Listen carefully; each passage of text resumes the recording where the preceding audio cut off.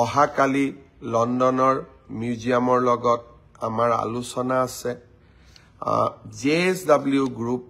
যাক আমি সজ্জন জিন্দাল তেখেতে এই গ্ৰুপটোক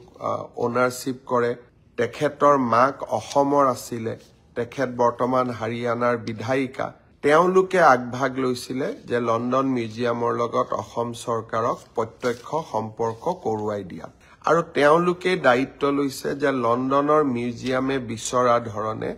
তেওঁলোকে অসমতো এটা মিউজিয়াম বনাব এয়াৰ কণ্ডিশ্যন টেম্পাৰেচাৰ গোটেইবিলাক থাকিব লাগিব কাৰণ 500 বছৰৰ পুৰণা টেক্সটাইল এটা এতিয়া বহুত সেনসিটিভ অকণমানো যদি গণ্ডগোল হয় বস্ত্ৰভাগ জহি খহি যাব এই গোটেই কথাবোৰ পৰীক্ষা কৰি বহুত চিন্তা কৰাৰ পিছত মোক লণ্ডনৰ মিউজিয়াম কৰ্তৃপক্ষই অহাকালি মাতি পঠিয়াইছে ভাৰতৰ আমাৰ ৰাষ্ট্ৰদূত গৰাকীও ইয়াত ইনভলভ আছে ভাৰত চৰকাৰ প্ৰধানমন্ত্ৰী ডাঙৰীয়াই এই বিষয়ে খবৰ ৰাখিছে যদি মহাপুৰুষ গৰাকী আশীৰ্বাদ দিয়ে গুৰুজনে আশীৰ্বাদ দিয়ে